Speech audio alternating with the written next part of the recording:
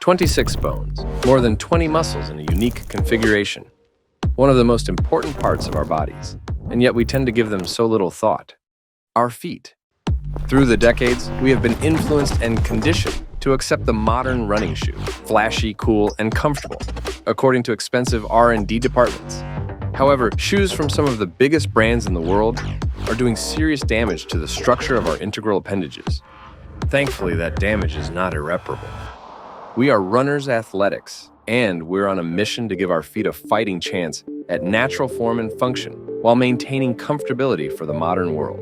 Our new minimalist shoe line is going to change the way you walk, run, exercise, and interact with the world around you. But first, we'd like to take you on a journey, the very same journey we went on as we conceptualized and developed our shoes. Prepare to go barefoot and bold as we jog you through the history and evolution of the modern shoe and how it has affected us over time. Let's begin. In time before time, early in our evolutionary history, humans did everything barefoot. Our feet acted as sensors that detected heat, cold, terrain composition, and even vibrations that could have signaled some kind of danger. We were grounded to our environments and more in tune with the world around us.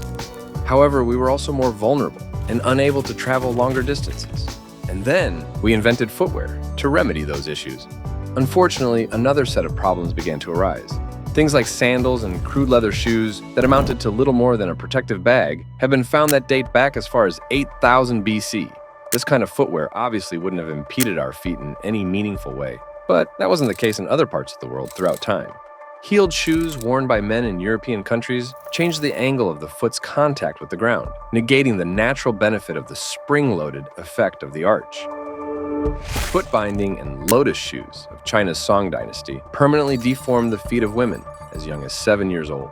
Studies of skeletons from these early eras have shown that as shoes became more common over the generations, they caused the structure of our feet to change fundamentally. The bones in our toes got shorter and thinner, less durable as they had no reason to spread out and grip the terrain as they did before.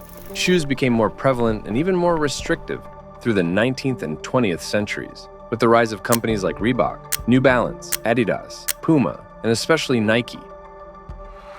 When running took off as a popular exercise in America around the 1970s, a man named Bill Bowerman began altering his athletic shoe designs to accommodate people who weren't used to that kind of extended activity. After consulting with doctors, the Nike co-founder added a half-inch heel lift to remedy the calf and Achilles tendon pain those people were experiencing. But due to the mechanics of the body and the wear and tear caused by running, the heel lift caused yet another set of problems. Heel counters, insoles, arch support, padding, and all manner of other features were added to offset the unnatural angle. And those innovations continue to persist into the modern day.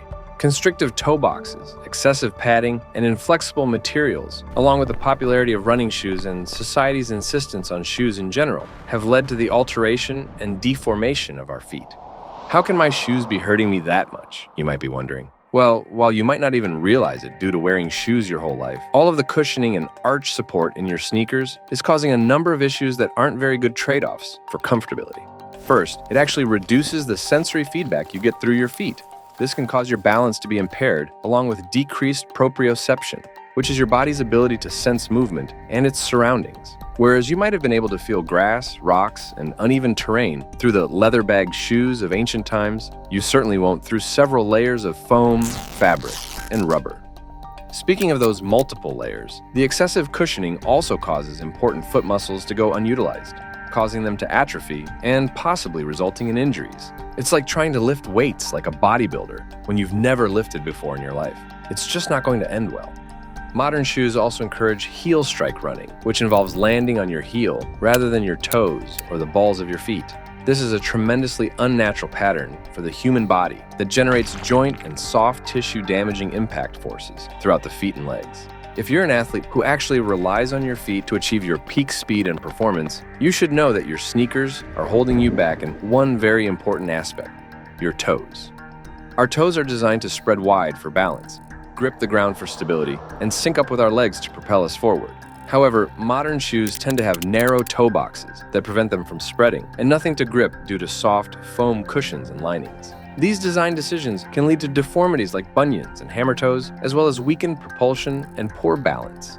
The trajectory of shoe design seems to have doomed our feet from the beginning. but there's still hope. The rise of minimalist or barefoot shoes has given us an option to go back to a more natural state for our feet, hopefully one that can reverse decades and perhaps even centuries of damage. Just about every issue with modern shoes is remedied by minimalist shoe designs. The thin, durable soles allow for more natural foot movement, which activates the underutilized muscles in the feet and legs. Proprioception is also enhanced due to the increased sensory feedback.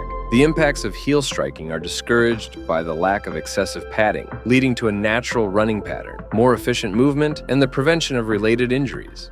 Having your feet flat on the ground creates a natural alignment for your body, which improves posture and reduces strain on your lower back.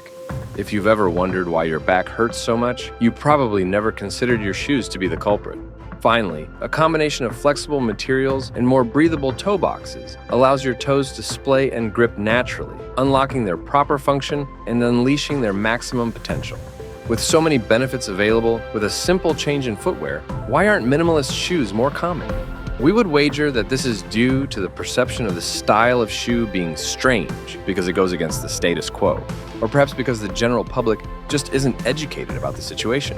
With your help, we can change that. If you share this video with your friends and family, we can spread this helpful information to a wider audience, hopefully causing them to make a conscious, healthy change in their lives. When you wear Runners Athletics minimalist shoes, you're doing more than just a favor for your body. You're doing your part to normalize footwear that wasn't designed to address one problem after another, but rather to work harmoniously with the natural mechanics of our feet and bodies. These fixes and changes won't happen overnight, just as the damage done didn't happen in days, months, or years. But there's no better time to start fixing things than right now. Runners Athletics, Barefoot and Bold. Check out our website at the link below and subscribe to the channel for more informative content just like this.